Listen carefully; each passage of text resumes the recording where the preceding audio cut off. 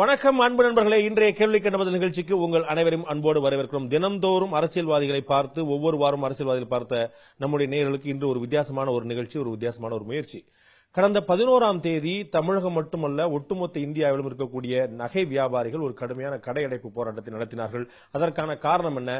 2 லட்சம் ரூபாய்க்கு மேல் ஒருவர் நகை வாங்கினால் அவரிடமிருந்து பான் கார்டு என்று சொல்லக்கூடிய பான் கார்டு எண்ணை வாங்க வேண்டும், அதை பதிவு செய்ய வேண்டும் என்று சொல்ல, இது எங்களுடைய வியாபாரத்தையே வர்த்தகத்தையே ஒட்டுமொத்தமாக பாதிக்கக்கூடிய ஒரு திட்டம், இதை நாங்கள் ஏற்க முடியாது என்று மத்திய அரசை கண்டித்து மத்திய அரசுடைய இந்த திட்டத்தை 2 லட்சம் ரூபாய்க்கு மேல் வாங்கக்கூடியவர்கள் ஒரு பான் கார்டு தங்களுடைய பான் கார்டு எண்ணை காட்ட வேண்டும், அதை பதிவு செய்ய வேண்டும் நகை வியாபாரிகள் என்று சொல்வது.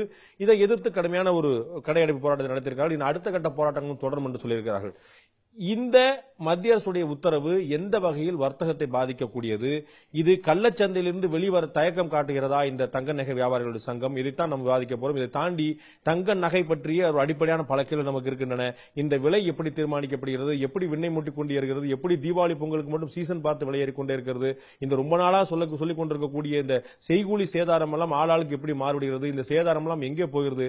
செய்கூலி யார் கைக்கு போகிறது? உட்பட பல்வேறு விஷயங்கள் இருக்கின்றன. வாருங்கள், இன்றைய நமது கேள்வி கண்டவல் நிகழ்ச்சியில் தமிழ்நாடு தங்க வைர நகை வியாபாரிகள் சங்க தலைவர் திரு ஜெயந்திலால் ஜெலானி நம்மோடு இணைக்கிறார். அவரிடம் கேட்பதற்கு நிறைய இருக்கின்றன, கேட்கலாம். வணக்கம். நான் முதல்ல இந்த உங்களுடைய கடையடைப்பு போராட்டத்தில் ஆரம்பிக்கலாம்னு நினைக்கிறேன். நாடு முழுக்க 11ஆம் தேதி ஒரு கடையடைப்பு நடத்துனீங்க. அதற்கான காரணம் ரொம்ப வியப்பா இருந்தது.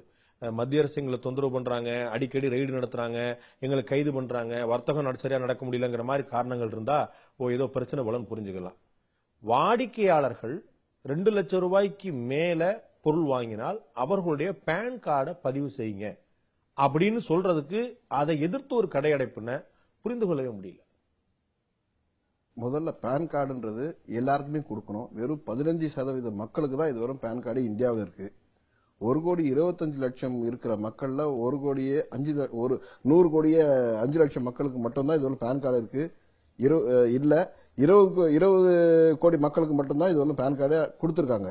அப்படின்னா அங்க இருக்கிற 105 கோடி மக்களும் முதல்ல எந்த ஒரு பொருளும் 2 லட்சத்தையும் வாங்குறதுக்கு அவங்க தகுதி இல்லாதவங்களா போயிடுறாங்க.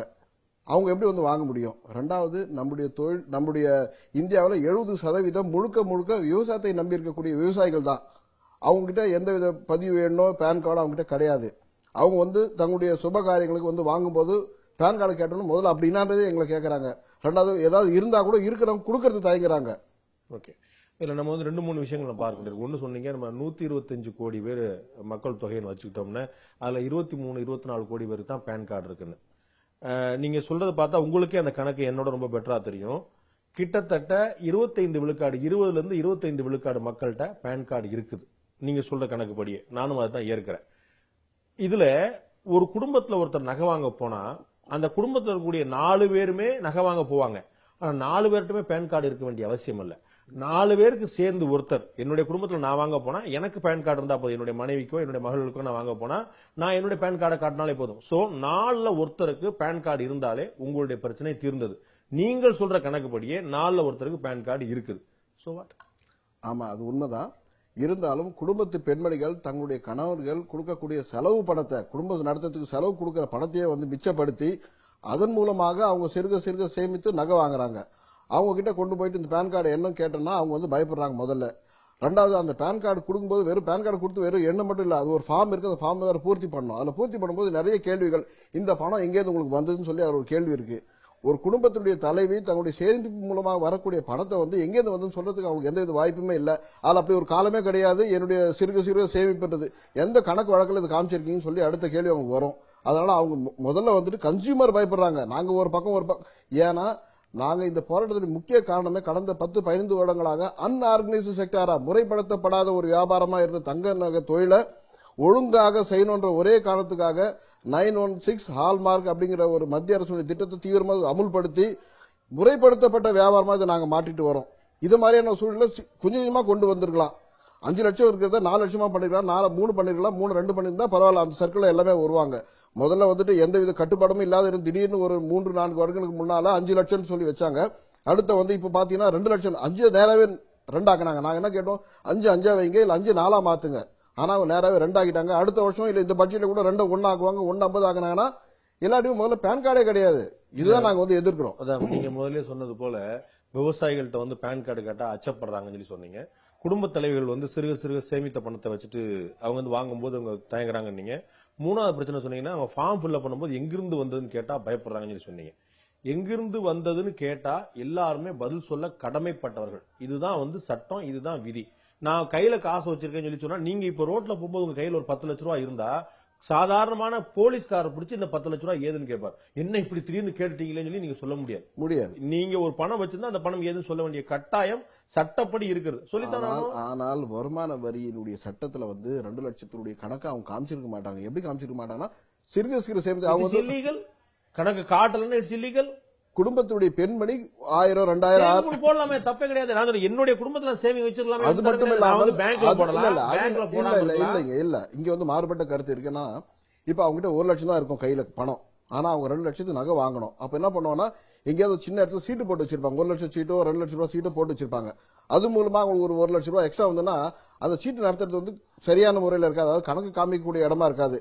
வெறும் வீட்டுக்கு வீடு, பக்கத்து வீடு, ஒரு 4 வீடு 10 வீடு அப்படி சேர்த்து அவங்க சீட் நடத்துவாங்க. நான் என்ன சொல்றேங்க, கணக்கு வழக்கு இல்லாம இருக்கலாங்க. ஏதுன்னு கேட்டா சேமிப்புன்னு சொன்னா யாருங்க தூக்கல போட? நீங்க வாடிக்கையாளர்களை தேவையில்லாமல் அச்சுறுத்துவீர்களோ என்ற சந்தேகம் வருகிறது. இல்ல பணம் எங்கிருந்து வந்தது? பணம் நாங்கள் சேமித்து வைத்த பணம். முடிஞ்சு வச்சு. இதுல என்னன்னா ஒரு பெரிய பிரச்சனை, நாங்க இந்த ஒரு 40 நாளா தொடர்ந்து வந்து எங்களுடைய வாடிக்கையாளர்கிட்ட கண்டிப்பா கேட்கறோம், உங்க பேன் கார்டு கொடுங்க. சிலர் வந்து கொடுக்கறது தயங்குறாங்க. அப்படியே மீறி கொடுத்தாங்கன்னா எங்களுக்கு ஏதாவது பிரச்சனை வருமானு கேட்கறாங்க. இல்லைங்க ஒன்னும் பிரச்சனையே இல்லை, நல்ல தானே அப்படின்னு சொல்லிட்டு நாங்க வாங்கிட்டு அதுக்கு உண்டான எல்லா வழிமுறையும் செய்யறோம். சிலர் ஓகேங்க நான் யோசனை பண்ணி சொல்றாங்க, எங்கிட்ட பேன் கார்டு இல்ல. உண்மையிலே அவங்ககிட்ட பேன் கார்டு இருக்கும். ஆனா கொடுக்கறது தயங்கப்பட்டு எங்களுடைய வியாபாரம் ஏறக்குறைய 30 முதல் 40% குறைஞ்சிருக்கு இந்த ஒரு 40 நாள்ல மட்டும். இதனால நிச்சயமா வந்து முதல்ல நாங்க பாதிக்கிறோம். 2வது நாங்க பாதிச்சோம்னா எங்களை நம்பி இருக்கிற தொழிலாளர்கள் வந்து பாதிக்கப்படுகிறார்கள். இப்படி எல்லா வகையிலுமே செயின் மாதிரி இது ஒவ்வொருத்தரும் மாறி போறதுனால தான் நாங்க வந்து இது எதிர்க்கிறோம். இப்பதான் நீங்க பாயிண்ட்க்கு வந்திருக்கீங்க. இவ்வளவு நேரம் வாடிக்கையாளர்கள் தயங்குறாங்கன்னு சொல்லிட்டு இருந்த நீங்க இப்ப எங்களுடைய வியாபாரம் பாதிக்குது, எங்களுக்கு வந்து பிரச்சனை ஆகுதுன்னு சொல்லிட்டு உங்களுக்கு வரீங்க. சோ உங்களுடைய வாடிக்கையாளர் மேல தள்ளிவிட பாக்குறீங்க. இல்ல 2 பேருக்கு வாடிக்கையாளர் வந்து என்னன்னா முதல்ல சொல்லும்போது சொன்னா, நாங்கள் வந்து முறைப்படுத்தப்படாத வியாபாரத்தை முறைப்படுத்தப்பட்ட வியாபாரமா ஆர்கனைசேஷன் செக்டர் நாங்க மாத்திட்டு வரோம். எப்ப மாத்துவீங்க?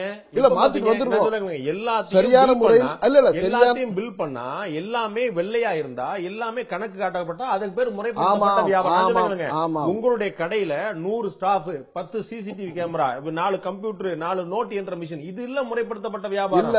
எல்லாமே சிஸ்டமேட்டிக்கா வெளிப்படையா வெள்ளையா whatever comes in அது அத்தனையுமே goes out as a white. அப்படினா முழுக்க பார்கோட் எண் பெறப்பட்டு அதன் மூலமா வியாபாரம் நடக்குது.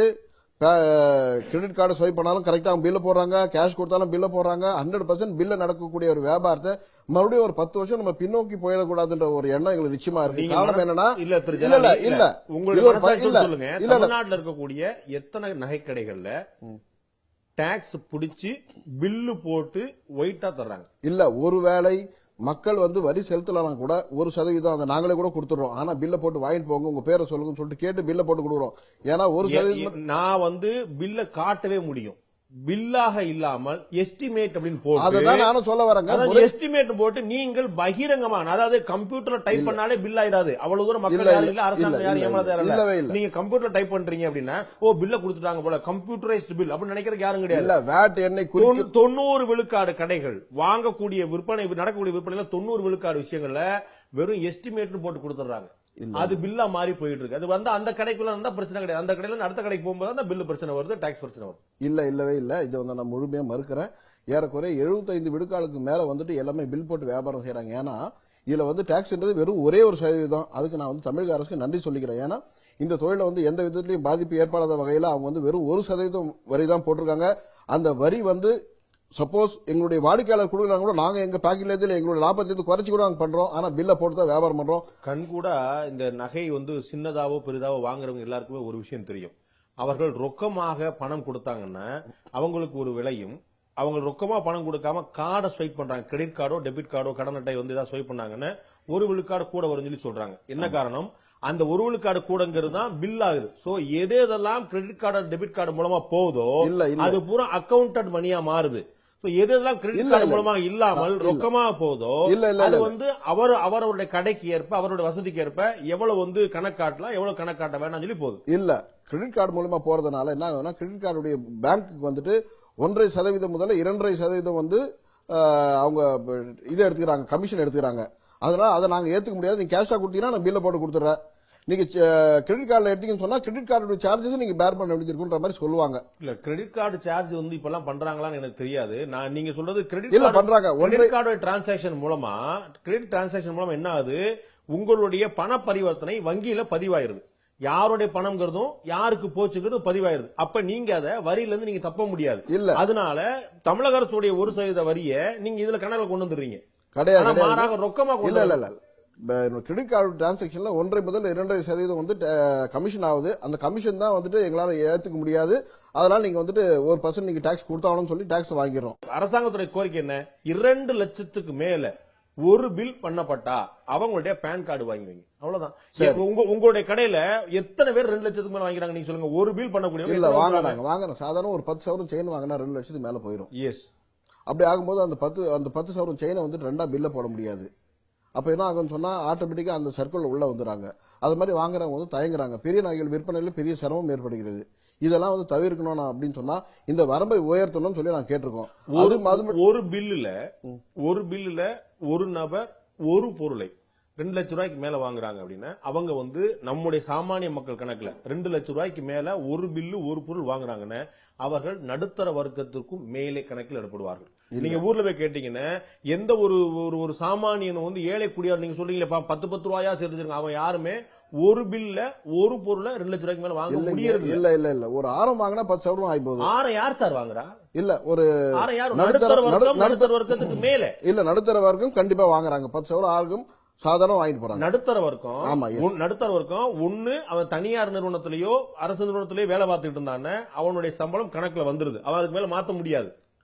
நம்ம நாட்டுல 70% விவசாய மக்கள், கிராமத்து மக்கள், அவங்களுக்கு எல்லாம் பேன் கார்டு முதல்ல வந்து மக்களிடையே ஒரு விழிப்புணர்வை ஏற்படுத்தணும். பேன் கார்டு கண்டிப்பா வாங்க, அப்பதான் உங்களுக்கு வந்து ரேஷன் கார்டு கிடைக்கும். பேன் கார்டு நீங்க வச்சிருந்தா உங்களுக்கு வந்து ஸ்கூல் அட்மிஷன் கிடைக்கும், காலேஜ் அட்மிஷன் கிடைக்கும், இல்ல எந்த கன்செஷனும் கிடைக்கும் சொன்னாங்கன்னா கண்டிப்பா எல்லாருமே பேன் கார்டு வாங்குவாங்க. சாமானிய மக்களுங்க அவங்களோட திருமணத்துக்கே வாங்குறதா இருந்தாலும் சாதாரண வாங்குறதா இருந்தாலும் அவங்க வந்து தனித்தனியா வாங்குவாங்க. இப்ப வந்து ஒரு மோதிரம், ஒரு தோடு, ஒரு மூக்குத்தி, ஒரு வளையல் இப்படி தனித்தனியா வாங்குவாங்க. இது தனித்தனியான பில்லா வரப்போகுது. இங்க ஒட்டுமொத்தமா 2 லட்சம் ரூபாய் வந்தா கூட பிரச்சனை கிடையாது. ஏன்னா நீங்க தனித்தனியா பில்லா பண்ணிடலாம். இல்ல அரசாங்கம் சொல்லக்கூடியது ஒரு பில்லாக ஒரு பொருளாக 2 லட்சம் ரூபாய்க்கு மேல வந்தா இந்த இஷ்யூ. நீங்க 4 பொருள் 5 பொருள் வரும்போது நீங்க 4-5 பில் பண்ணிடலாம். உங்களுக்கும் சிரமம் கிடையாது, அவங்களுக்கும் சிரமம் கிடையாது. இவர் வழி கண் முன்னாடி நிக்குதே. நீங்க ஒரு பொருள் வாங்கும் போது அந்த பிரச்சனையே வருது. இல்லைங்க முதல்ல வந்து என்னாச்சுன்னா நாங்க வந்து கோரிக்கை வச்சிருந்தோம். அதாவது 5 லட்சமா இருக்கிறது 10 லட்சமா உயர்த்துங்கன்னு சொல்லிட்டு அந்த கோரிக்கை வந்து நிலன்கள் பரிமாற்றத்துக்கு 5 லட்சமா இருந்து 10 லட்சமா ஆகிட்டாங்க. பேன் கார்டு என்ன பயன்படுத்தணும்னு. ஆனா அதே நேரத்தில் 5 லட்சமா இருந்த ஜுவல்லரி பிசினஸ் வந்து 2 லட்சமா மாத்திட்டாங்க. என்ன காரணம்னு உங்களுக்கு தெரியும்? உலகத்திலேயே அதிகமான தங்க விற்பனை நடக்கக்கூடிய இடமாக இந்தியா இருக்கிறது. உலகத்திலேயே அதிகம் தங்கம் இறக்குமதி செய்யக்கூடிய இடமாக இந்தியா இருக்கிறது. உலகத்திலேயே அதிகமான கள்ள தங்கம் புழங்கக்கூடிய இடமாக இந்தியா இருக்கிறது. இது இவ்வளவு நடக்கும் போது இதை வந்து இவ்வளவு பிளாக் மணி புழங்கக்கூடிய கருப்பு பணம் புழங்கக்கூடிய இடத்தை வந்து ஒயிட்டா மாத்துங்கிறது இயல்பான முயற்சி தானே? இல்லவே இல்ல. நீங்க சொல்றது இது எல்லாமே தப்பு. அதிகமான கள்ளச்சந்தைன்றது வார்த்தையே இப்ப இல்ல. ஏன்னா ஏறக்குறைய 75 விழுக்காடுக்கு மேல வந்து சரியான முறையில் பில் போடப்பட்டுதான் விற்பனை செய்யப்படுகிறது. எல்லாமே மாத்திட்டு வராங்க. ஏன்னா தமிழ்நாட்டுல கள்ளச்சந்தை, இந்தியால கள்ளச்சந்தை இல்ல, தங்கம் வந்து கள்ளச்சந்தை ஒவ்வொரு நாளும் விமான நிலையத்திலையும் துறைமுகத்திலையும் பிடிக்கப்படக்கூடிய தங்கங்கள்லாம் யார் வாங்குறா? முருகேசன் மாடசாமி வாங்குறான். இல்ல நேற்று தூத்துக்குடி துறைமுகத்துல 12 கிலோ தங்கம் பறிமுதல் செய்யப்பட்டிருக்கு. 12 கிலோ தங்கம் எந்த சாமானியன் வாங்குவான்னு சொல்லுங்க? நகைக்கடைக்கு போக யாருக்கு போகும் சொல்லுங்க?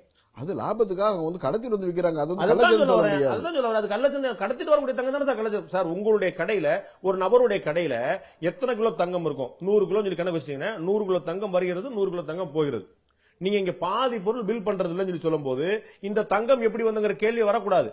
அப்ப தங்கம் வரும் வழியும் தெரியவில்லை, தங்கம் போகும் வழியும் தெரியவில்லை, அங்கதான் கள்ளச்சந்தை வருது. அதனால்தான் நான் சொன்னேன் இது வந்து அன்ஆர்கனைஸ்டு செக்டரா இருந்தது. நாங்க ஆர்கனைஸ்டா மாத்திட்டு வரோம். ஹால்மார்க் ஜுவல்லரி தான் சேல் பண்ணணும், முறைப்படுத்தப்பட்ட பில்லோட தான் போட்டு வியாபாரம் பண்ணணும் அப்படிங்கிற மாதிரி எல்லாத்தையும் நாங்க மாத்திட்டு வரோம். சரியான முறையில சரியான பாதையில ஒரு வண்டி போயிட்டு இருக்கும்போது அதுக்கு வந்து நீங்க இன்னும் வந்து இது என்னமோ நீங்க பெருந்தன்மையா மாத்தின மாதிரி சொன்னீங்களே. இந்த 916 கேடிஎம்ல இருந்து இந்த ஹால்மார்க் வேணுங்கிறதுல இருந்து எல்லாமே மத்திய அரசு கொடுத்த அழுத்தத்தில் வந்து இல்ல நீங்க வாலண்டியரா செஞ்ச விஷயங்கள் கிடையாது. மத்திய அரசு வந்து கண்டிப்பா யாரையுமே வந்து கட்டாயப்படுத்தல. ஒரு விஷயத்த சொல்லிருக்காங்க, மேண்டேட்டரி கிடையாது. இல்லாத எவ்வளவு பேர் இன்னைக்கு வியாபாரம் பண்ணிருக்காங்க. 916 இல்லாத நிறைய பேர் வியாபாரம் பண்றாங்க. அதனால அதுல வந்து இப்ப 2 லட்சம் ரூபாய்க்கு மேல நகை வாங்குறவங்க பேன் கார்டு பதிவு பண்ணலன்னா உங்க மேல என்ன நடவடிக்கை?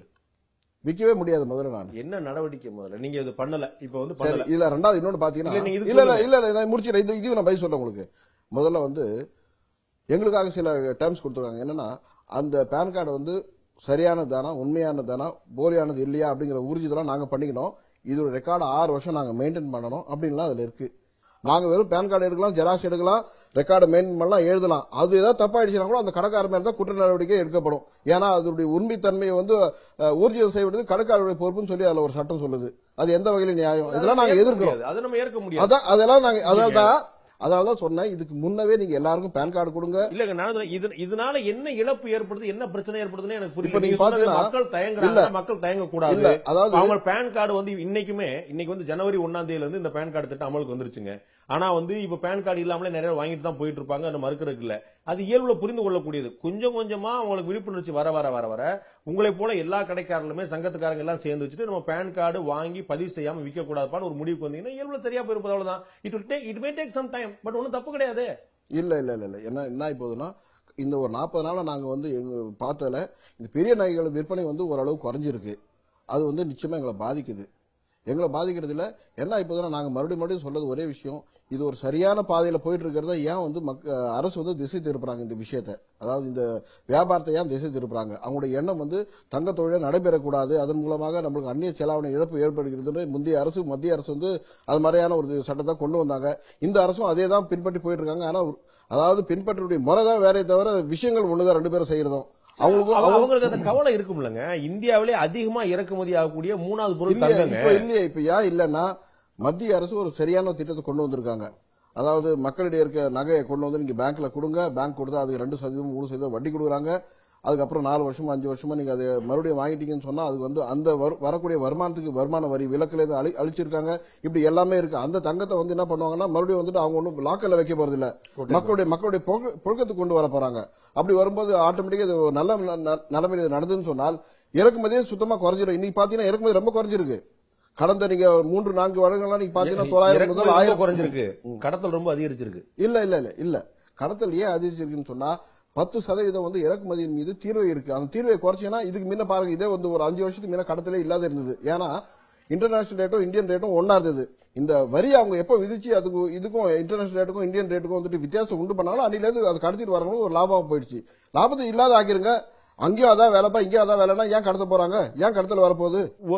ஒரு மாசத்துக்கு சராசரியா தமிழ்நாட்டில் மட்டுமே 50 கிலோ தங்கம் கடத்தல் தங்கம் பிடிபடுது. சராசரியா ஒரு மாசத்துக்கு 50 கிலோ நாங்கள் பிடிபடுறது. பிடிபடாம போறது எவ்வளவுங்கிற கணக்குக்கு பதிலே கிடையாது. இந்த கருப்பு தங்கம், இந்த கள்ளச்சந்தை இது வெளியில வந்துருமோ அப்படிங்கிற அச்சத்தை நீங்க வாடிக்கையாளர் மேல திணிக்கிறீங்க. இல்ல, அதாவது நியாயமா தொழில் செய்யறவங்களுக்கு அந்த அச்சமே இல்லை. ஏன்னா சரியான முறையில் தொழில் செய்யறாங்க.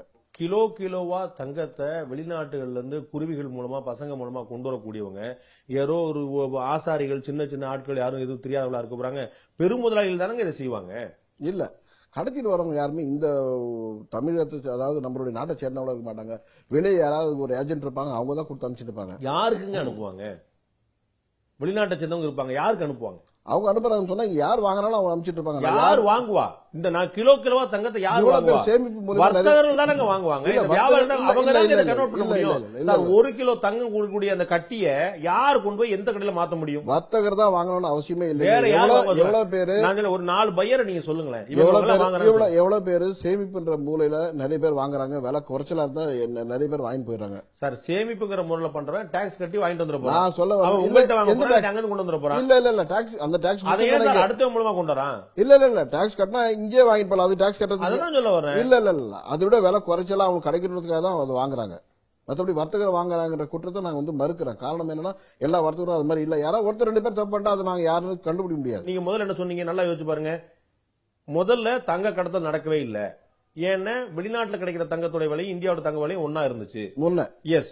அதுக்கப்புறம் பிரணாப் முகர்ஜி நிதியமைச்சர் அந்த போது இது முதல்ல கொண்டு வந்தாங்க. அதுக்கப்புறம் கடுமையா வந்து ஏத்திட்டே போயிட்டாங்க. இப்ப பெரிய வித்தியாசம் கிட்ட 10-12 விழுக்காடுக்கு மேல வந்து ஒரு பெரிய டிஃபரன்ஸ் வந்துருச்சு. இப்ப கடத்தல் தங்கம் அதிகரிக்கிறது. அப்ப நேரடியா வர்த்தகத்துக்கு தொடர்பு இல்லைன்னு சொல்லி சொல்லுவீங்களா? நீங்களே சொன்னீங்க முதல்ல 2 வேலையும் ஒன்னா இருந்தபோது கடத்தலே நடக்கவே 2 வேலையும் மாறினோடனே இப்ப கடத்தல் நடக்குது. அப்ப இது வர்த்தக தொடர்பு இல்லாம வேற என்ன தொடர்பு? இப்படி கூட எடுத்துக்கோங்க. கடத்தல் வெறும் பணத்துக்காக மட்டும் நடக்கல. இங்கேருந்து வேற ஏதாவது ஒரு மாற்று பொருள் போனா அதுக்கு ஈடா வந்து தங்கம் கூட வருதுன்ற மாதிரி செய்திகள் இருக்கு. சோ பயங்கரவாதத்துக்கு போகும் தப்பான வழிக்கு நிச்சயமா போகும். அப்ப இது ஒயிட் ஆக்குனா தானே சரி வரும், இது நிப்பாட்டினா சரி வரும். அது எப்படி நிறுத்த முடியும்? அதுக்கு நீங்க நிறுத்தணும்னு சொன்னா முதல்ல அது மேல இருக்கு 10% வரியை குறைச்சிருங்க, எதுவுமே நடக்காது. அப்போ உங்களுக்கு அதுக்கு மேல யாராவது கொண்டு வரான்னா நம்மள ஈஸியா ஐடென்டிஃபை பண்ணலாம், இது வந்து தப்பான வழியில கொண்டு வர இந்த படத்தை, வேற ஏதோ ஒரு நோக்கத்தோட இந்த பொருள் உள்ள வருதுன்னு நம்ம கண்டுபிடிக்கலாம். நீங்க இன்னைக்கு 2 லட்சத்துக்கு மேல நீங்க பேன் கார்டு காட்டலாம் விற்க மாட்டேன்னு சொல்லிட்டீங்கன்னு வச்சுக்கோங்க. இவர் அடுத்த கடைக்கு போவார், நீ பரவாயில்ல இந்த கடையில வந்து பேன் கார்டு கேட்பாங்க, அடுத்த கடைக்கு போவார். அடுத்த கடையிலேயே மாட்டேன்னு சொல்லிட்டாங்கன்னா அடுத்த கடைக்கு போவார், அடுத்த கடையில மாட்டேன்னு சொல்லிட்டாங்கன்னா நாளைக்கு அவர் தன்னால மாறிடுவார். யாராவது ஒருத்தர் இந்த தவறான பாதைக்கு துணை போனா தான் இது வந்து நீங்க ஏற்கனவே அச்சப்படுற மாதிரி அன்ஆர்கனைஸ்ட் செக்டாரா திரும்ப பின்னாடி இழுக்கக்கூடிய விஷயம் நடக்கும். நீங்க எல்லாருமே ஒற்றுமையா இருந்துட்டீங்கன்னா இந்த பிரச்சனை வராதுல்ல. இல்ல நான் அவ்வளவு பெரிய ஒற்றுமையா இருப்பாங்கன்னு சொல்ல முடியாது இல்ல. ஏன்னா ஒவ்வொருத்தருக்கும் ஒரு மாற்று கருத்து இருக்கும். எனக்கு வந்து வைத்தோல் இருக்காது, இன்னொருத்தர் வைத்தோல் இருக்கு, இல்லப்பா எனக்கு இது வியாபாரம் பண்ணிதான் ஆகணும் அப்படிங்கிற மாதிரி ஒருத்தர் சொல்வாரு. அவர் வந்து எங்களுக்கே தெரியாத கூட வியாபாரம் பண்ணிடுவாரு. நாங்க அவ்வளவு கட்டுப்படுத்தி வச்சுக்க முடியாது இல்லீங்களா. ஒரு கடைக்குள்ள போன அப்புறம் அவங்க பில் போட்டு விற்கிறாங்களா விற்கலையானது எங்களால சொல்ல முடியாது. இல்லாத கூட பண்ணிட்டு போறதா போலாம். அது வந்து அந்த கடைக்காரருடைய விருப்பத்தை அதற்கான பலனை அவங்க அனுபவிப்பாங்க. இல்ல அது அந்த இல்ல எங்களுடைய தொழில் போயிடுச்சு இல்ல. இப்ப எனக்கு நியாயமா வர வேண்டிய என்னுடைய வியாபாரம் தவறான யாரோ ஒருத்தர் செய்யற தவறான எண்ணம் கொண்டவருக்கு போய் சேர்ந்து போச்சு. அப்ப நியாயமா பண்ணவனுக்கு எனக்கு வியாபாரம் கெட்டு போச்சு. நாளைக்கு ஒரு ஜெயிலுக்கு போவார்ல, நீங்க சொல்ல முடியாது. அதெல்லாம் அப்புறம் நடக்க போற விஷயம் தானே. தவறா அவர் ஜெயிலுக்கு போனா எனக்கு என்னங்க இருக்கு, எனக்கு கிடைக்க வேண்டிய வருமானம் போயிடுச்சு இல்ல. அவர் ஜெயில் போனா எனக்கு சந்தோஷமா, அதுல சந்தோஷம் இல்ல. தன்னால தவறா பண்ணக்கூடாதுங்கிற எண்ணத்துக்கு வந்துருவார்ல அவரு. இல்ல அதெல்லாம் எப்ப நடக்குங்க, எத்தனை வருஷம் ஆகும்? நான் இன்னைக்கு கிடைக்கிற வியாபாரம் தான். நீங்க ஒரு கஸ்டமர் என்ன விட்டு போயிட்டு மறுபடியும் அந்த கஸ்டமர் உள்ள இருக்கிறது எவ்வளவு கஷ்டம் தெரியுங்களா? நீங்க பில்லே போடாம இருந்தா கஸ்டமர் நிறைய வருவாங்க, அப்படி செஞ்சிருவோமா? இல்ல வேண்டாம். நீங்க வந்து எல்லாத்துக்கும் கொண்டு வாங்க, சட்டத்தை கொண்டு வாங்க. அதாவது வெறும் தங்கத்துக்கு வேண்டாம், நீங்க ஒரு 10,000 மாத்துங்க, அந்த சட்டத்தை 5,000 மாத்துங்க. 5,000 இருக்கிறவங்க எல்லாமே வந்து பேன் கார்டு கொடுத்தா வாங்கணும்னு சொல்லுங்க. அன்னைக்கு அந்த சிரமம் எல்லாருக்கும் தெரியும், எல்லாமே அந்த லைன்ல வந்துருவாங்க. இனிமே எந்த கடைக்கு போனாலும் 5,000 மேல வாங்கினா நான் பேன் கார்டு தான் யூஸ் பண்ணா, அதனால எனக்கு கம்பல்சரி பேன் கார்டு தான் வேணும், பேன் கார்டு இல்லாத நான் எந்த பொருளும் வாங்க முடியாதுன்னு ஒவ்வொரு ஆளுக்கும் வரட்டும். கண்டிப்பா எல்லாமே பேன் கார்டு எடுத்து வெளியே போகும்போது ரூபாய் எடுக்கும்போது கூட பேன் கார்டு கையில் எடுத்துட்டு போய் தான் காமிச்சிட்டு பொருள் வாங்கிட்டு வர மாதிரி சுச்சுவேஷன் வரட்டும். நீங்க வர்த்தகத்துல இருக்கீங்க, உங்களுக்கு 2 லட்ச ரூபாங்கிற ஒரு சாதாரண விஷயமா தெரியுது. ஆனா நீங்க ஒரு காமன் மேனுடைய பார்வையில பாத்தீங்கன்னா 2 லட்ச ரூபாய் எவ்வளவு பெருசுங்கிறது தெரியும். இன்னைக்கு வந்து ஒரு லட்ச ரூபாய் சம்பளம் வாங்கக்கூடிய எத்தனை இருக்கான்றீங்க? வருஷத்துக்கு 5 லட்சம் ரூபாய் வருமானம் வரக்கூடிய ஒரு ஆளு ஒரு 25,000 கொடுத்து ஒரு ஆடிட்டர் வச்சு அவர் ஃபீஸ் எல்லாம் கொடுக்க மாட்டாருங்க. அவர் நம்மளுக்கு வெறும் 5 லட்சம் தான் வருதுன்னா பெரிய காசுன்னு அவர் நினைச்சிட்டு இருப்பாரு. இன்கம் டாக்ஸ் அசிஸ்டா இருந்தா கூட நில் ரிட்டர்ன் அவரே ஃபைல் பண்ணிடுவாரு. யாராவது சும்மா போயிட்டு நில் ரிட்டர்ன் சொல்லி காமிச்சிட்டு 500 ரூபாய் 1000 ரூபாய் ஃபீஸை கொடுத்துட்டு அவர் வந்து காமிக்க மாட்டாரு 5 லட்சம் ரூபாய் வருமானம் வந்து. அப்படிப்பட்ட ஆளுங்க நிறைய பேர் இருக்காங்க. அது மாதிரி ஆளுங்க வந்து ஒரு பொருளை வாங்க வரும்போது அவங்க போய் இன்கம் டாக்ஸ்ல பேன் கார்டு கொடுங்க, இந்த பணம் எங்கே வந்து சொல்லி கேட்டாங்கன்னா அவங்க அதுக்கெல்லாம் வழிமுறையே சொல்ல தெரியாது, சொல்லியே ஆகணும். நான் ஏற்கனவே சொன்னது போல 5 லட்சம் ரூபாயோ 1 லட்சம் ரூபாயோ தனியார் நிறுவனத்திலேயே அரசு நிறுவனத்திலேயே சம்பாதிக்கிறவரு அவருடைய விருப்பம் இருக்கோ இல்லையோ அவருக்கான டாக்ஸ் எடுத்துட்டு போயிருவாங்க. டிடிஎஸ் முதலே பிடிச்சு கொண்டு போயிடுறாங்க. சோ தனியார் தொழில் பண்றது போறவங்க, தனியார் தொழில் பண்ணிட்டு போறவங்க, நான் 5 லட்சம் வச்சுட்டு நான் வந்து ஒரு ஆடிட்டர் வச்சு நான் கணக்கு காட்டிடுவேன், நான் அக்கௌண்ட்ல ஒயிட்ல கொண்டு வர மாட்டேன்னு சொன்னா அவர் பணம் கட்டியே ஆகணும். he has to reply that, he has to do that. வேற மாற்றுக்கிறதே கிடையாது. அந்த அளவுக்கு மக்களிடையே விழிப்புணர்வு வரல. விழிப்புணர்வு முதல்ல மக்களிடையே கொண்டு வாங்க, அதுக்கப்புறம் அந்த கடைக்காரர்கள் மேல திணிங்க. எடுத்த உடனே மக்கள்கிட்ட எந்த வித விழிப்புணர்வும் கொடுக்காத நேரம் எடுத்து அந்த நிர்வாகத்தின் மீதோ இல்ல கடைக்காரர் மீதோ திணிக்கிறது எந்த வித நியாயம் இல்ல. அவங்க படிப்படியா, அதாவது மக்களை வந்து திடீர்னு போய் இருக்கக்கூடாது, கொஞ்சம் கொஞ்சமா குறைச்சிட்டு வந்திருக்கலாம். இந்த செய்கூலி சேதாரம்ங்கிற வார்த்தை கேள்விப்படாத மக்கள் இருக்க முடியாது போல தெரியுது.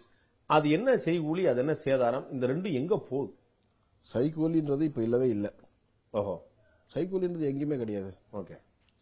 பொதுவாகவே எல்லா பொருளுக்கும் மீது வந்து வேல்யூ ஆடட் தான் பண்ணாங்க. அதாவது 4%, 5%, 6%ன்ற மாதிரி சேதாரம் மட்டும்தான் அது மீது விதிக்கப்படுகிறது. நீங்க இந்த வங்கி அந்த நகைக்கடைகளுடைய விளம்பரம் எல்லாம் பார்த்து இல்லையா, செய்கூலி இல்லை சேதாரம் இல்லைன்னு சொல்லிட்டு கொஞ்சமா குறைச்சிட்டோம், நாங்க இங்க இவ்வளவு கம்மியா கொடுக்குறோம், இங்க கம்மியா கொடுக்கலங்கிற விளம்பரங்கள்லாம் கவனிச்சது இல்லையா? சைகூலி இல்லை, சேதாரம் மட்டும் எவ்வளவுங்கிறது போடுவாங்க. அப்ப செய்கூலி இருந்தது இப்ப கொஞ்சம் கொஞ்சமா குறைச்சிட்டு வந்துட்டு இருக்காங்க. இல்லை இன்னைக்கு வந்து எந்த நகைக்கடையும், அதாவது நம்ம இந்த ஒரு 2-3 ஸ்டேட்ல தான் இன்னும் இந்த சேதாரம்ன்ற வார்த்தை இருக்கு. நீங்க வட மாநிலங்களை போயிட்டீங்கன்னா எங்கேயுமே சேதாரன்ற வார்த்தையே கிடையாது. நேராவே சைக்கூலின்ற ஒரே ஒரு வார்த்தை இருக்கு. அது கிராமுக்கு 200, 300, 400 இல்ல 250 அவங்க விதிக்கிறாங்க. சேதாரன்ற வார்த்தையே கிடையாது. சேதாரம் ஏற்கனவே இங்க பழக்கப்படுத்திட்டாங்க. அது நடைமுறையில் இருக்கிறதுனால அதை மாத்தாத அப்படியே வச்சிருக்காங்க. உண்மையிலேயே பார்க்க போனா அது அந்த வார்த்தையை யூஸ் பண்ணாத. அவங்க வந்துட்டு கூலின்ற மாதிரி போயிருந்தா இந்த பிரச்சனை இப்ப நீங்க என்ன கேள்வி கேட்க போறீங்க எனக்கு தெரியும். அந்த கேள்விக்கு அது பதிலே வந்திருக்காது. ஓகே. இப்ப இந்த செய்கூலிங்கிறது தமிழ்நாட்டில் இல்லவே இல்லை. இப்ப இருக்கு, சைக்கூலி இருக்கு, இருந்தது, இப்ப இல்ல. செய்கூலி அப்படிங்கிறது இப்ப தமிழ்நாட்டில் இல்ல. இல்ல. சரி, ஓகே. சேதாரம் அப்படிங்கிறது ஒண்ணு வாங்குறோம். ஆமா. எனக்கு தெரிஞ்ச என்னன்னா நகையில எவ்வளவு மைக்ரோ மில்லி கிராம் முன்ன பின்ன போனாலும் அதை முழுக்க திரும்ப ரீயூஸ் பண்ணக்கூடிய நிலைமை தான் நீங்க முழுக்க பார்க்குறோம். சாதாரண எந்த தொழில்நுட்ப வசதியும் இல்லாத ஒரு ஆசாரி செய்யக்கூடிய இடத்துல கூட தங்கத்துக்கு எவ்வளவு பெரிய சுத்தி பண்ணப்படுது, எவ்வளவு தூரம் கவனமா பாதுகாக்கப்படுதுன்னு பாக்குறோம். அதுக்கப்புறம் உங்களை மாதிரி மற்ற நிறுவனங்கள் மாதிரி பெரிய லெவல்ல பண்றவங்க இன்னைக்கு எதுவும் மிஷின் கட்டிங் எல்லாம் வந்த பிறகு 1 மில்லி மைக்ரோ மில்லிகிராம் தங்கோட சேதாரமே ஆகாத வாய்ப்பு இருக்கும் போது, அப்படி ஆனா கூட அதை ரீயூஸ் பண்ணிட முடியுங்கும் போது, மறுபயன்பாட்டு கொண்டு வர முடியும் போது சேதாரம் அப்படிங்கிற வாங்குறது சரியா? ஒரு நகை உற்பத்தி செய்யறதுக்கு உண்டான செலவு சேதாரமாக வாங்கப்படுகிறது. அதாவது இப்ப சைக்கூலி கிடையாதுன்னு சொன்ன இல்லைங்களா, சைக்கூலின்ற வார்த்தையை எடுத்துட்டு அது பதிலா இப்ப நாங்களே செய்யற இடத்துல எப்படி தெரியுங்களா, கூலி வேலை செய்யறவங்களுக்கு அவங்களே எங்கிட்ட 3%, 4%, 5% எங்கிட்ட வந்து சேதாரம் வாங்குறாங்க. சோ நீங்க வந்து கூலியத்தான் சேதாரங்கிற பேர்ல வாங்குறீங்க. ஆமா ஆமா, செய்கூலி இல்ல, ஆனா வந்து சேதாரங்கிற பேர்ல செய்கூலி வாங்கப்படுது. ஏன்னா நானும் அப்படிதான் கொடுத்துருங்க, அதே மாதிரி தான் நானும் வாங்கிட்டு இருக்கோம். சோ சேதாரம் என்பது தங்கம் சார்ந்தது இல்ல, அந்த பொருளுக்கான உங்களுடைய லாபம், அதாவது உங்களுடைய கூலிக்கு அதுல எல்லாமே அடங்கும். நீங்க லாபம் வச்சுக்கோங்க, இல்ல என்னுடைய முதலீட்டுக்கு உண்டான ஈடுன்ற மாதிரி நீங்க எடுத்துக்கலாம், எல்லாத்தையும் அதுல எடுத்துக்கலாம். சைக்கூலின்ற வார்த்தையே கிடையாது. சைக்கூலிக்கு பதிலாக தான் இன்னைக்கு வந்து சேதாரம்ன்ற மாதிரி விதிக்கிறாங்க. சோ இது வந்து நீங்க நியாயமா பார்த்தா வட மாநிலங்கள் இருக்கிற மாதிரி வேற வார்த்தைகள் போட்டுக்கலாம். இது வந்து இதுக்கான இவ்வளவு செய்கூலின்னு போட்டுக்கலாம், இல்ல லாபம் போட்டுக்கலாம். உண்மையா அதுதான் போட்டுக்கணும். ஏற்கனவே நம்மளுடைய தமிழ்ல வந்து இந்த மாதிரி நடைமுறை இல்லாத இருந்ததுனால அது சேதாரம் மாதிரி சொல்லி தொண்டு காலத்துல இருந்து இதே மாதிரி வரதுனால அப்படியே அது வந்துடுச்சு. இன்னைக்கு வட மாநிலங்கள், அதாவது 2 ஸ்டேட் தள்ளி நீங்க ஆந்திரா தள்ளி அனப்புக்கு போயிட்டீங்கன்னு சொன்னா எங்கேயுமே வேஸ்டேஜே கிடையாது. எல்லாமே பாத்தீங்கன்னு சொன்னீங்கன்னா வெறும் மேக்கிங் சார்ஜ் அப்படின்னு சொல்லுவாங்க, எம்சின்னு வாங்க. மேக்கிங் சார்ஜ் வெறும் 200 ரூபாய், 250 ரூபாய், 300 ரூபாய், 400 ரூபாய் பர் கிராமுக்குன்னு சொல்லி அவங்க சார்ஜ் பண்ணுவாங்க, இந்த டிசைனுக்கு ஏற்ற மாதிரி இல்ல அதனுடைய வேலைப்பாடுக்கு ஏற்ற மாதிரி. இங்கதான் சேதாரம் நாங்க கூட பல தடவை சொல்லியிருக்கோம், தயவுசெய்து சேதாரன்ற வார்த்தையை எடுத்துருங்க. அது பதிலா நீங்க வந்து 100 ரூபாய் கூலின்னு பண்ணிக்கோங்க, 75 பண்ணிக்கோங்க, இல்ல 150 பண்ணிக்கோங்க ஒரு கிராமுக்கு. அது வந்து எந்த வகையிலும் பாதிக்காது. நேராவே ஒரு கஸ்டமருக்கு தெரிஞ்சிடும் இவ்வளவுதான் இதுக்கு வந்து கூலி அப்படிங்கிற மாதிரி. சேதாரம் சொல்லும் போது இப்ப நீங்க கேட்கிற கேள்வி எல்லாமே நிறைய கேள்விகள் வரும், இதனுடைய துணை கேள்விகள் வரும், எல்லாத்துக்கும் பதில் சொல்லணும், தேவையே இல்லையே. சோ சேதாரம் அப்படிங்கிறது தங்கத்தை பொறுத்தவரை கிடையாது. அது வந்து அவர்களுடைய செய்கூலியை, அதற்கான கூலியை, அதற்கான லாபத்தை, அதற்கான மேக்கிங் சார்ஜை இந்த பேர்ல வாங்கிக்கிறாங்க, அவ்வளவுதான். சேதாரம்ங்கிறது வந்து ஒவ்வொரு நகைக்கும் இவ்வளவு சொல்லி ஒவ்வொரு இடத்துல சொல்றாங்க. இப்ப வந்து இந்த நகை மாறுது, இந்த நகைக்கு வந்து இது வந்து மிஷின் கட்டிங்க, இது ஹேண்ட் கட்டிங் அப்படின்னு சொல்லி சொல்றாங்க. ஒவ்வொரு நகைக்கும் மாறுது. ஒவ்வொரு நகைக்கும் சேதாரம் மாறுமா, ஒவ்வொரு கடைக்கும் சேதாரம் மாறுமா? இந்த சேதாரங்கிற அந்த கான்செப்ட்ல பின்னாடி என்ன இருக்கு? சேதாரம் நிச்சயமா வந்துட்டு ஒரு நகைக்கும் மாறும். முதல் கட்டமா இது சொல்லிடுறேன் நான். அதாவது ஒரு நகைக்கும் சேதாரம் மாறும். ஆனா சில இடத்துல கடைக்கு கடை கூட மாறும். ஏன்னா அவருடைய எஸ்டாப்ளிஷ்மெண்ட், அதாவது அவருடைய ஓவர்ஹெட்ஸ் எவ்வளவு தூரம் இருக்கு, அவருடைய நிர்வாகத்துல எவ்வளவு செலவினங்கள் இருக்கு, இது எல்லாமே அதுல கணக்கு இருக்கு. இது நகையோட சேதாரம் கிடையாது, அந்த முதலாளியோட சேதாரம். இல்ல, முதலாளியோட சேதாரம் இல்ல. எனக்கு என்ன செலவாகுதோ என்னுடைய ஓவர்ஹெட்ஸ், அதுக்கப்புறம் என்னுடைய லாபம் அதில் எவ்வளவு வைக்கணும்ன்றது நான் நிர்ணயம் பண்ணணும். நான் வந்துட்டு ஒரு தொழிலாளியை 25,000 சம்பளத்தை கொடுத்து வேலைக்கு வச்சிருக்கேன்னு சொன்னா, அதே செயின் விற்கக்கூடிய இன்னொருத்தர் வந்து 15,000 ஒரு ஆளை வந்து வேலைக்கு வச்சிருப்பாரு. சோ அவருக்கு வந்து ஓவர்ஹெட்ஸ் கம்மி. அவர் 10 பேர் வச்சிருந்தா 1.5 லட்சம் ரூபாய் செலவு மாசம், நான் 10 பேர் வச்சிருந்தா எனக்கு 2.5 லட்சம் ரூபாய் செலவு. ஏன்னா நான் என்னுடைய தொழிலாளருக்கு நான் 25,000. இங்க வந்துட்டு இந்த தொழிலை சேர்ந்து இருக்கவங்க நான் எந்த அளவு சௌகரியம் கொடுத்திருக்கின்றது ரொம்ப முக்கியம். அதனால கடைக்கு கடை நிச்சயமாக நீங்க முதல்ல சொன்னது போல இது வந்து நகையோடைய டேமேஜ் பத்தினது கிடையாது, வேஸ்டேஜ் பத்தினது கிடையாது. அப்படிங்கறனால இது லாபமா தான் பார்க்கப்படுது. அப்படிங்கறனால அந்த லாபத்தொகை ஆளுக்கு கடைக்கு மாறும். அதாவது இப்படி கூட எடுத்துக்கலாம். நீங்க ஒரு இடத்துல ஒரு காஃபி சாப்பிடுற, ஒரு ஹோட்டல்ல போய் சாப்பிட்டா 15 ரூபாய்க்கு காஃபி தராங்க. இன்னொரு ஹோட்டல்ல அதே அளவு காஃபி அதே டேஸ்ட் இருக்கும், ஆனா 25 ரூபாய் சொல்லுவாங்க. நான் ஒரு 5 ஸ்டார்ல சாப்பிட்டா அந்த காஃபி 250 ரூபாய் சொல்லுவாங்க. காஃபி எல்லாமே ஒண்ணுதான். அதனால காஃபியோட தரத்துல எந்த வித மாறுதலும் கிடையாது, சாப்பிடுற இடத்தை பொறுத்து தான் மாறும். அதான் இந்த சொல்ற உதாரணம் சரியான எனக்கு புரியல. இப்ப நம்ம காஃபி நீங்க இந்த கதை சொன்னீங்க, ஆனா நகை வந்து நான் வாங்கும் போது மொத்தம் 10,000 ரூபாய்க்கு வாங்கியிருக்கிறேன். ஆனா நான் அதே நகை நான் விற்க போனா எனக்கு 7,500 தான் கிடைக்கும் சொல்லி சொன்னா நமக்கு பெரிய வருத்தம் வந்துருதுல. அப்ப அந்த 2,500 ரூபாய்க்கு வேற ஏதோ இப்ப எப்படின்னு சொன்னீங்கன்னா வெறும் 3% இல்ல 2% லெஸ் பண்ணி எல்லா கடைக்காரரும் மறுபடியும் நகையை வாங்கிடுறாங்க.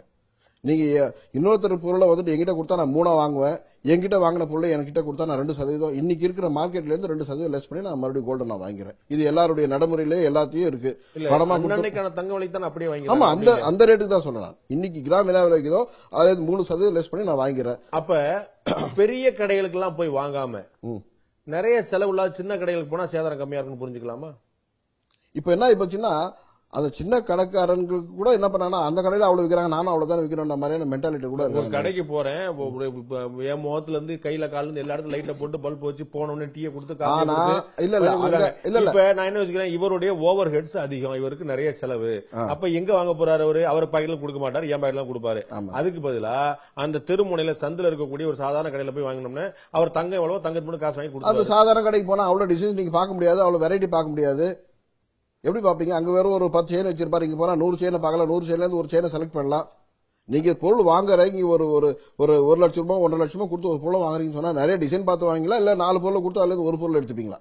தங்கம் சரியா இருக்கான்னு இல்ல தங்கத்தை பத்தி இனிமே கேள்வியே கிடையாது. தங்கம் வந்து தரமானதுதான், அதுல எந்த வித மாதம் இல்லை. சோ அந்த கடையில கொடுக்கக்கூடிய தள்ளுபடி கிராமுக்கு 50 ரூபாங்கிறது, ஒரு பேக் கொடுக்கறது, ஒரு பர்ஸ் கொடுக்கறது, ஒரு 2 பூ கொடுக்கறது, யாரும் பாக்கெட்லயே தர மாட்டாங்க, எல்லாம் என் காசு தான். இது வந்து ஏங்க என் காசுல தரணும்? அது நுகர்வோருக்கு எல்லாருக்குமே தெரியுமே, என் காசுன்றது தெரியும்.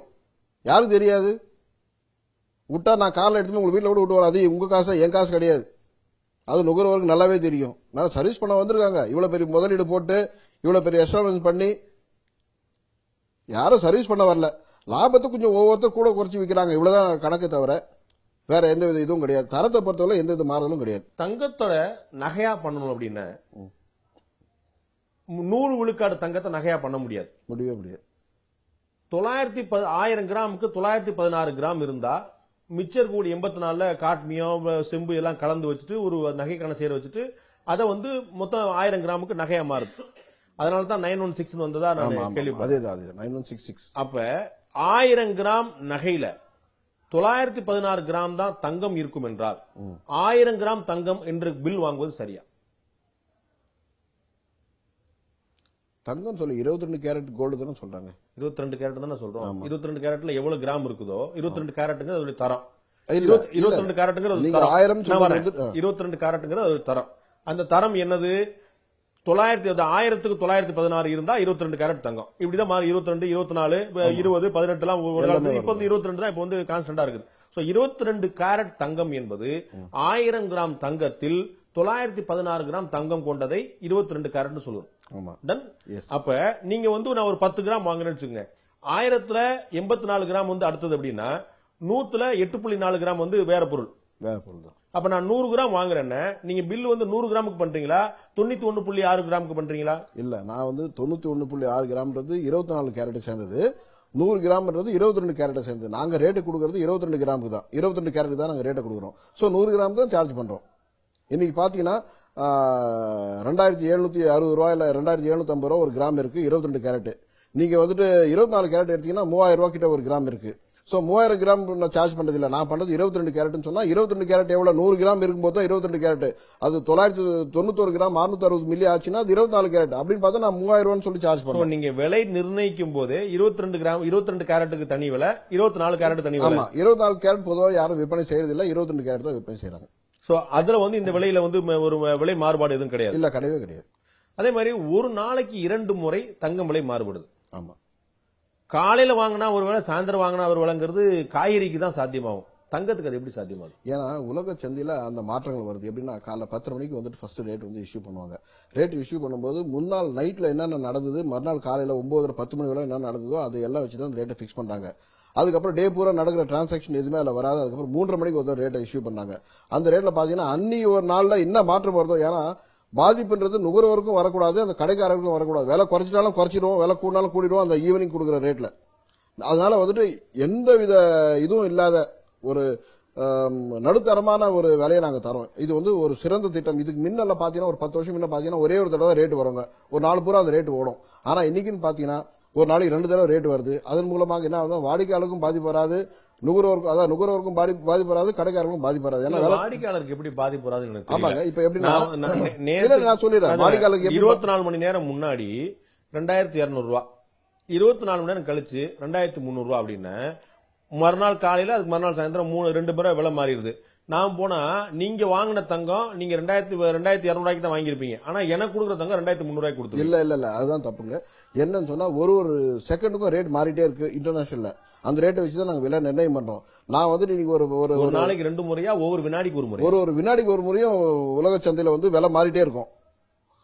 ஆனா நாங்க அது மாதிரி மாத்த முடியாது, அதனாலதான் 2 தடவை மாத்திருக்கோம்.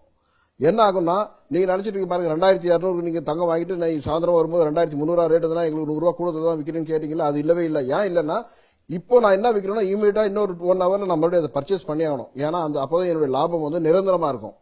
சப்போஸ் வேலை கூடிடுச்சுன்னு வைங்க, எனக்கு அது நஷ்டத்தை உண்டு பண்ணும். நான் வந்துட்டு இன்னைக்கு காலைல ஒரு 10-11 மணிக்கு உங்களுக்கு நான் பொருளை வித்தேன், ஈவினிங் வந்து விலை ஏறி போச்சு, அந்த ரூபா வச்சு நான் ஈவினிங் வாங்கினேன்னு சொன்னா என் லாபம் அதிலே போயிடும். ஏன்னா விலை கூடி போச்சு, விலை கூடின நடுவு நான் மறுபடியும் தங்கம் வாங்கி ஆகணும். அதனால வந்துட்டு ஒரு நாளைக்கு 2 தடவை ரேட் தரும். இது வந்து ரொம்ப நியாயமான முறையில் நடக்கக்கூடிய ஒரு இது எப்படி நீங்க சொல்றீங்க? ஒரு எங்களுக்கு வந்து விலை எப்பப்பெல்லாம் ஏறுது இறங்குதுன்னு எங்களுக்கு தெரியாது. ஆனா எப்பப்பெல்லாம் விலை ஏறுது இறங்குன்னு உங்களுக்கு தெரியும், எதனால ஏறுது இறங்குங்கிறது உங்களுக்கு தெரியும், இந்த நிலைமை எவ்வளவு நாள் நீடிக்குங்கிறது உங்களுக்கு தெரியும். அப்ப விலை ஏறிக்கொண்டே போவது மூலமா லாபம் அடைவது நீங்க. ஏன்னா விலை எப்ப இறங்குங்கிற ஒரு அச்சம் இருக்கும்போது நீங்க முன்னாடி தங்கம் வாங்கி வச்சிருக்கீங்க. எங்களுக்கு தான் எப்போ வரும் எப்போ வரும் தெரியாது. மகளுக்கு கல்யாணம் வச்சிருக்கேன், மகளுக்கு சடங்கு வச்சிருக்கேன்னு சொல்லிட்டு நாங்க தான் அப்பப்போ வாங்கிட்டு அப்பப்போ போறோம். நீங்க வந்து மொத்தமா வாங்கும் போது உங்களுக்கு இந்த நுணுக்கம் தெரியும். வாங்கவே முடியாதுங்க. அதாவது கடை ஒரு தடவை புதுசா திறக்கும் போது மட்டும் தான் மொத்தமா வாங்குறது. மற்றபடி தினந்தோறும் என்ன விற்பனை ஆகுதோ அது மட்டும் தான் அன்னைக்கு வாங்குறாங்க. மொத்தமா வாங்கி வச்சுக்கிறது, ஸ்டாக் பண்றது அதெல்லாம் முடியவே முடியாது. எந்த ஒரு கடைக்காரருக்கும் அது வந்து சாத்தியமான விஷயமே இல்லை. ஏன்னா தன்னுடைய முதலீடு மொத்தம் அதில் ஒரு தடவை போட்டாரு, அதுக்கப்புறம் மறுபடியும் முதலீடு போட மாட்டாங்க. இன்னைக்கு என் கடையில் ஒரு 1/2 கிலோ வித்துன்னு சொன்னா 1/2 கிலோ நான் அந்த நேரத்திலே வாங்கிடுவேன். இப்போ காலைல ஒரு 100 கிராம் வித்துனா 100 கிராம் வாங்கிடுவேன், 200 வித்துனா 200 வாங்கிடுவேன். ஏன்னா என்னுடைய லாபத்தை வந்து நான் தக்க வச்சுக்கணும். நான் ஒருவேளை நான் மார்னிங் வந்து சேல் பண்ணிட்டு சாயந்தரத்துல வந்து நான் வாங்கலாம்னு சொல்லி வச்சிருந்தேன்னா சாயந்தரம் விலை ஏறிடுச்சுன்னு வைங்க, எனக்கு அது கிடைக்கக்கூடிய லாபம் அந்த விலை ஏறினதுல போயிடும். அதனால அது வந்து நான் ஏத்துக்கிறதே கிடையாது. லாபத்தை நம்ம தக்க வச்சுக்கணும்னா அப்பப்போ ஒரு 1 hour 2 hour அந்த பொருளை நம்ம மறுபடியும் வந்துட்டு வாங்கி தான் தீரணும். வாங்கினாதான் எங்களுக்கு வந்து சௌகரியம். நாங்க ரூபா சேர்த்து வச்சு வாங்கினா விலை ஏறி போச்சுன்னா எனக்கு நஷ்டத்தை உண்டு பண்ணும். அதுதான் நான் சொல்றேன், எங்களுக்கு வந்து விலை ஏறுமா இறங்காதான் தெரியாது. உங்களுக்கு வந்து விலை வந்து ஏறுமா இறங்குமா உங்களுக்கு தெரியும். அது கூட வந்து சரியான முறையில் கிடைக்கிறதுன்றது ஒரு 80% சரியா சொல்லலாம். ஏன்னா என்னைக்கு வந்து நம்முடைய இதுல வந்து ஊக வணிகம் வந்ததோ அதுக்கப்புறம் வந்து தங்க விலை வந்து நிர்ணயம் பண்றதோ 80% அக்யூரசிங்கிறது மோர் தென் என்ன இல்ல அது வந்துட்டு சமயத்துல இது மாதிரி தவறா கூட போயிடும். நான் குறைச்ச விலைக்கு வாங்கினேன், இல்ல கூடுதலான விலைக்கு விற்கிறேன்னா கூடுதலான விலைக்கு வாங்கி குறைச்ச விலைக்கு வித்திருக்கேன். ஏன்னா இன்னைக்கு இதே வந்து 3000 ரூபாய் கிராம் இருந்தப்போ தங்கம் நாங்க வாங்கியிருக்கோம். அது 2500 ரூபாய் 2400 ரூபாய் வந்து கிராம் அப்போ நாங்க வித்திருக்கோம். 2500 வித்திருக்கோம், 600 வித்திருக்கோம், 700 வித்திருக்கோம். அதனால எது கூடுதல் எது குறைச்சலும் தெரியாது. ஒட்டுமொத்தமா லாபம்ன்றது ஒரு வருஷத்துக்கு ஒரு தடவை கணக்கு எடுக்கும்போது மட்டும் தான் தெரியும் நம்மளுக்கு என்ன லாபம் இருக்குன்றது.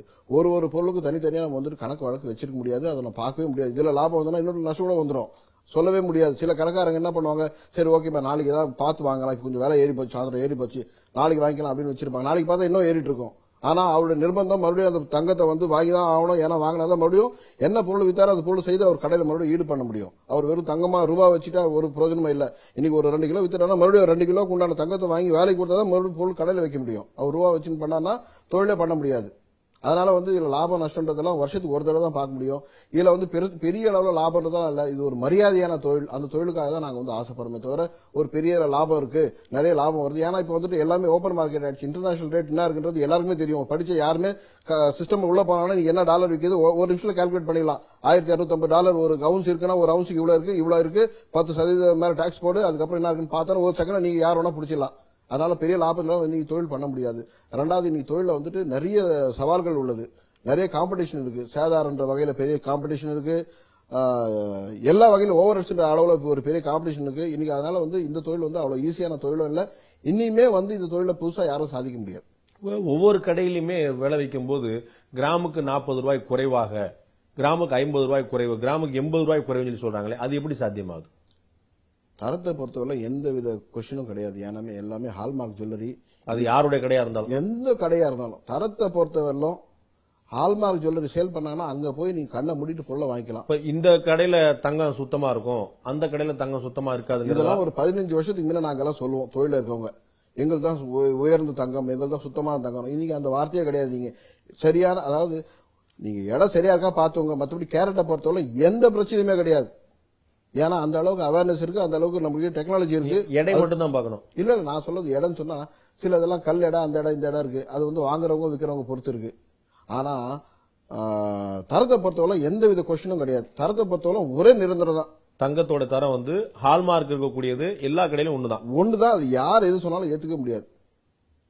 ஏன்னா எல்லாமே ஹால்மார்க் பண்ணி ஜுவல்லரி வந்திருக்கு.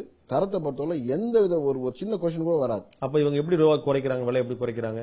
அதாவது அவங்களுக்கு வந்து ஒரு 4% வந்து தான் சேதம் ஆயிருக்கும் அந்த தொழில, அந்த பொருள் செய்யறதுல. அவர் என்ன பண்ணுவாரு, ஒரு எப்படியும் செலவு எல்லாம் போனா ஒரு 7% 8% சேதாரம் சொல்லி விற்பாரு. அந்த சேதாரத்தில் அவர் என்ன பண்ணுவார், இந்த வியாபாரம் இதுக்கு ஒரு வாரம் விளம்பரத்துக்காக என்ன பண்ணுவார், ஒரு 2% சேதாரம் குறைச்சாருன்னா 50 ரூபால போயிடும். உடனே 50 ரூபா ஒரு கிராம் கம்மின்ற மாதிரி விற்பார். அவர் நினைச்சுப்பார் 4க்கு வந்தது நான் 8க்கு விற்கல 6க்கு தான் வித்தன்ற மாதிரி கணக்கு பண்ணிடுவார். இதான் நடக்கிற நடைமுறை சாத்தியம். யாருமே வந்துட்டு அவங்க பாக்கெட்ல தரல. அதனால அவர் கிடைக்கக்கூடிய லாபத்தை குறைச்சு அவர் வந்து அது மேல லாபத்தை குறைச்சுன்னு சொன்னா உங்களுக்கு தெரியாது. அதனால என்ன பண்ணுவாரு, இப்ப நம்ம ஒரு போறோம் சேல்னு போறாங்க ஒரு கடையில, சேல்னு போட்டா 30% சேல்னு சொன்னா 30% அவர் பாக்கெட்ல தரல, அதனுடைய லாபத்துல 50% அவர் 30% தள்ளி கொடுத்திருக்காருன்னு அர்த்தம். இல்ல அவருக்கு எவ்வளவு 40 கிடைச்சா 30 கொடுத்துறாரு, 10% தான் லாபம் எடுத்துக்கலாம். அந்த அதே மாதிரி தாங்க இதுல 8% வந்துட்டு அவர் லாபம் வச்சு விற்பாருன்னு சொன்னா, அதாவது அசலும் இதுவும் சேர்த்து 8% விற்கிறாங்கன்னா 8ல விற்கல 6ல விற்கிற 6ன்னு சொன்னா தெரியாது. அது மேல 8 வச்சுப்பாரு, அது மேல 50 ரூபா கிராம் கம்மின்னு சொல்லி வித்துருவாரு. அதே மாதிரி இந்த கல்லுக்கு நீங்களும் சொன்னீங்க, இந்த கல்லுக்கான விலை எப்படி நிர்ணயிக்கப்படுது? நாங்க வந்து தங்கம் வாங்கும் போது கல்லெல்லாம் கணக்குல சேர்த்து வச்சுட்டு எடையெல்லாம் குழப்பமாகி மொத்த எடைன்னு எவ்வளவு தெரியாம போயிருது. ஆனா நம்ம திரும்ப அந்த நகையை விற்கும் போது கல்லப்புறம் எடுத்து வச்சு நம்ம வாங்கினது ஒன்னா இருக்கு, விற்கும் போது ஒன்னா இருக்குது. இது எப்படி நடக்குது கல் வியாபாரம்? இல்ல அதுதான் அங்கதான் ஒரு மாறுபட்ட கருத்து இருக்கு உங்களுக்கு எனக்கும். என்னன்னா இன்னைக்கு வந்துட்டு எல்லாமே வந்துட்டு வெயிட் அண்ட் மெஷர்ஸ்ல இருக்கு. கல் எடையை வந்துட்டு எல்லா கடையிலுமே கல் எடையை நீக்கிட்டு தங்கத்துக்கு உண்டான காசு தான் வாங்குறாங்க. ஆனா அந்த கல் எடை நீக்கிறதுனால கல்லுக்கு காசு வாங்குறாங்க. இந்த கல் வந்து ஒரு கல் 2 ரூபா 4 ரூபா 6 ரூபா 8 ரூபான்ற மாதிரி அதோட தரத்துக்கு ஏற்ற மாதிரி காசு வாங்கிக்கிறாங்க, அவ்வளவுதான். மற்றபடி கல் எடை எப்பவுமே இல்லை. எங்களுடைய நிறுவனங்களை நாங்க கடை நடைமுறையில் இருக்கிறது என்னன்னா, கல்லுக்கு நாங்க தனியாக சார்ஜஸ் பண்றோம். ஆனா அந்த கல் எடை வந்து லெஸ் பண்ணிடுறோம். ஆனா கல்லு காசு வாங்கிடும். அதே மாதிரி ஒரு பெரிய சந்தேகம் வந்து இந்த அக்ஷய திருதி அப்படின்னு சொல்லிட்டு பண்றது. இந்த அக்ஷய திருதி எல்லாம் ஒரு 5 வருஷம் முன்னாடி 6 வருஷம் முன்னாடி எங்க இருந்துச்சுன்னு எனக்கே கூட ஞாபகம் இல்லை. இப்போ வந்து பார்த்தா அக்ஷய திருதிக்கு தங்கம் வாங்கலன்னு நம்மள ரொம்ப கேவலமா நினைச்சாங்க, பிச்சைக்காரன் நினைச்சாங்க பொறுத்து அப்படியே போச்சு. போய் கட்டாயமா வாங்கி ஆணுங்கிற மாதிரி ஒரு நிர்பந்தம் வந்துருச்சு. இது உங்களுடைய வியாபார தந்திரத்துக்கு நீங்க மக்களோட சென்டிமெண்ட்டை பயன்படுத்திக்கிறீங்களா கேள்வி வருது. இல்ல வியாபார சென்டிமெண்ட் இல்ல, உண்மையான இது நடைமுறையா. அதாவது அக்ஷய திருதி மிகவும் சிறந்த நாள். நீங்க புராணத்தை எடுத்து பாத்தீங்கன்னா தெரியும், சரித்திரத்தை எடுத்து பார்த்தா தெரியும். நம்ம வந்து இங்க கொண்டாடுறோம். வட இந்தியாவில் இது வேணா தமிழ்நாடுக்கு வேணா புதுசா இருக்கலாம். வட இந்தியாவில் அது வந்து ஒரு பெரிய ஒரு ஃபங்க்ஷன், பெரிய ஒரு இது. அன்னைக்கு போய் நீங்க இங்க கூட்டமா வாங்குறாங்க, அப்படி இல்ல முன்னவே போய் பணத்தை கொடுத்துட்டு ரசீது வாங்கிட்டு வந்து அன்னைக்கு போய் பொருளை வாங்கிட்டு வருவாங்க. 2 கிராம் காசு 4 கிராம் காசு. இல்ல நான் சொல்ல வர்றது என்னன்னா, அது கண்டிப்பா ஒரு லட்சுமி நம்ம வீட்டுக்கு வர மாதிரியான ஒரு ஐதீகம் நம்ம கிட்ட இருக்கு. நம்ம வந்துட்டு கடவுள் கும்பிடுறத வந்து மூட நம்பிக்கைன்னு சொன்னா அப்ப இதையும் மூட நம்பிக்கைன்னு சொல்லலாம். கடவுள் கும்பிடுறது யாருமே மூட நம்பிக்கைன்னு சொல்ல முடியாது. அது அவங்களுடைய திருப்திக்காக ஒவ்வொருத்தரும். தங்கம் என்னைக்கு வீட்டுக்கு வந்தாலும் லட்சுமி தான், அதுக்கு ஒரு வேல்யூ இருக்கு, மறுக்கல. அது நீங்க லட்சுமின்னு சொல்லுங்க, சரஸ்வதி சொல்லுங்க, வேற தங்கம் வீட்டுக்கு வந்தாலே அது அன்னைக்கு வாங்கு. இல்ல நீங்க சொல்றது என்னைக்கு வந்தா லட்சுமின்றது ஒரு பக்கம் இருக்கு. ஒரு மருமக புதுசா நம்ம வீட்டுக்குள்ள வரும்போது என்ன சொல்ல, வலது காலம் எடுத்து வச்சுட்டு உள்ள வான்னு சொல்றோம். ஏன் அது இடது காலம் வச்சுட்டு வர வேண்டியது? அதே வீடு தானே. காலம் இந்த காலம் இடது எந்தா வலது எந்தா, ஏன் வலது காலம் சொல்றோம்? நம்ம வசதியா இருக்கும் கிடையவே கிடையாது.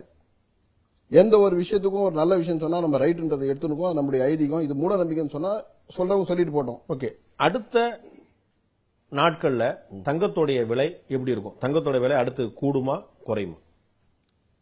கூடுவதற்கான வாய்ப்புகள் தான் அதிகமா இருக்குன்றது என்னுடைய கருத்து. இதனால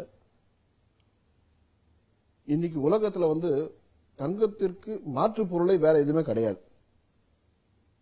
வேற எந்த வித பொருள் மீது நீங்கள் வந்து முதலீடு செய்தாலும் அதற்கு நிச்சயமாக பலன் இருக்குமா இல்லையான்னு சொல்லக்கூடிய ஒரு விஷயம் எதுவுமே இல்லை.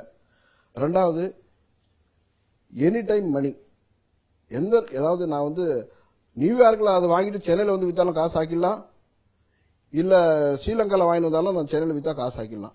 அதனால மக்களுக்கு வந்து ஒரு பெரிய நம்பிக்கை, தங்கத்தின் மீது முதலீடு செய்வது மிக சிறந்தது, ரிட்டர்ன் வரும், பயம் இல்ல, சேஃபான இன்வெஸ்ட்மெண்ட் மாதிரியான ஒரு நம்பிக்கை வந்திருக்கு.